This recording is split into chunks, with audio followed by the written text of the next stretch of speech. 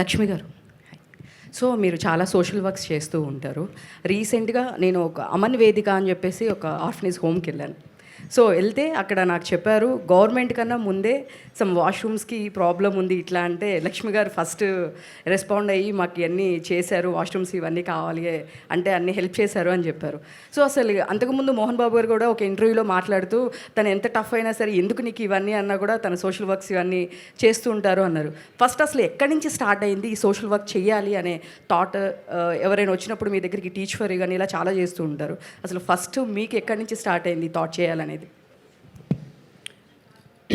Thank you for acknowledging that.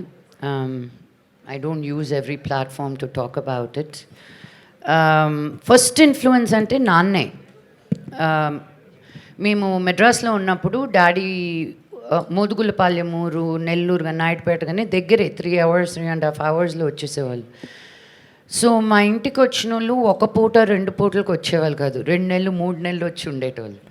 And these are చుట్టాలు కాదు వీళ్ళు, ఫ్రెండ్స్ కాదు వీళ్ళు, ఊర్ల నుంచి ఆ టైంలో అదే ఊరు అనేసరికి మేము ఇంకో ఊరికి వెళ్తే వచ్చి ఉండిపోయేవాళ్ళు 2-3 నెలలు. మళ్ళీ వాళ్ళు వెళ్ళేటప్పుడు మా నాన్నకి ఏమేమి అడిగేటోళ్ళు, మా ఊర్లో అది చేయాలనుకున్నాను, నా ఇంటి ముందు ఇది కట్టాలనుకున్నాను, నా ఇంటి లోపల అది పెట్టుకోవాలనుకున్నాను. And the way they would word it, ఒక ఫ్రిడ్జ్ కావాలని, టీవీ కావాలని, బైక్ కావాలని, ఇల్లు కావాలని. సో నాకు అర్థమయ్యేది కాదు. మన ఊరికి పోతే అబ్బాయా ఎవ్వరికి తెలియకూడదు, నా దగ్గరే ఉందన్న అలా వస్తానే మన బా అనిపించాలా అంటే ఏందనిపించాలా డైరెక్ట్గా అడిగేవాళ్ళు కాదు. బట్ ముక్కు మొహం తెలియని వాళ్ళకు కూడా, ఫర్గెట్ అబౌట్ మా నాన్న మా కజిన్స్కి మా ఫ్యామిలీస్కి ఎంత చేశారో అది పక్కన పెట్టు. బికాజ్ ఈ రోజుకి ఆ ఒక్క మనిషి, ఆయనకి తమ్ముళ్ళు అక్కలు చెల్లెళ్ళు గుంపుగా వచ్చి దే డిడ్ంట్ సక్సీడ్, ఆయన ఒక్కరే వచ్చి ఆయనే కాకుండా ఆయన చుట్టుపక్కల ఉన్న ఊర్లన్నింటినీ కూడా బాగు చేశారు. ఆయన ఎంతవరకు చేయగలుగుతారో అంతవరకు. ఈ రోజు వరకు విద్యానికేతన్ ఇన్స్టిట్యూట్లో 25% free education irrespective of the cost and creed. It's not a normal thing. ఇప్పుడున్న స్కూల్స్లో రెవెన్యూ షేరింగ్లో ఎన్ని సీట్లు పెట్టచ్చు, ఎంత స్పేస్ ఉంది, ఎన్ని చైర్లు పెట్టచ్చు, ఒక స్కూల్లో కాలేజ్లో ఎంత ఎత్తు లేపచ్చు, ఒక గ్రౌండ్ లేకుండా చేస్తారు. ఈ రోజుకి మీరు స్కూల్కి వెళ్తే ఎడ్యుకేషన్కి ఎంత ఇంపార్టెన్స్ ఇస్తామో అంత ఇంపార్టెన్స్ స్పోర్ట్స్కి ఇస్తుంటాం. So when you see all this, no, I think ఎవరు చెప్పక్కర్లేదు నీకు, యూ ఆటోమేటిక్లీ గెట్ ఇన్ఫ్లుయెన్స్డ్. నాకు చిన్నప్పటి నుంచి ఐ హ్యాడ్ దిస్ సిండ్రోమ్, నాకే ఎందుకు ఉంది, వాళ్ళకి నా దగ్గర ఉన్నది ఎందుకు లేదు అని. సో మమ్మీ పర్స్లో దొంగతనం చేసుకెళ్ళి డబ్బులు ఇచ్చేసేదాన్ని చాలామందికి.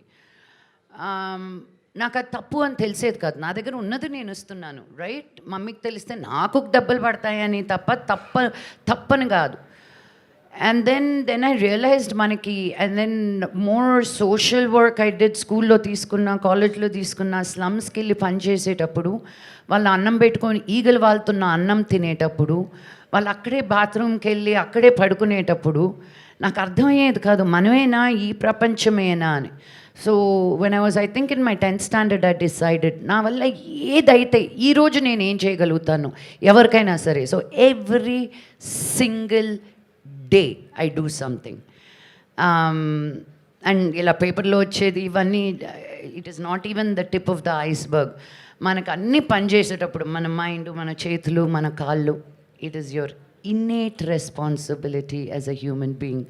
ఒకరికి దాహం అయితే మంచినీళ్ళైనా పోయాలి, that is basic human courtesy. ఇంకా దాన్ని మించి మీరు ఏం చేయగలిగితే అది దేవుడి blessing. But I think you have to pay it forward for everything that you have in your life.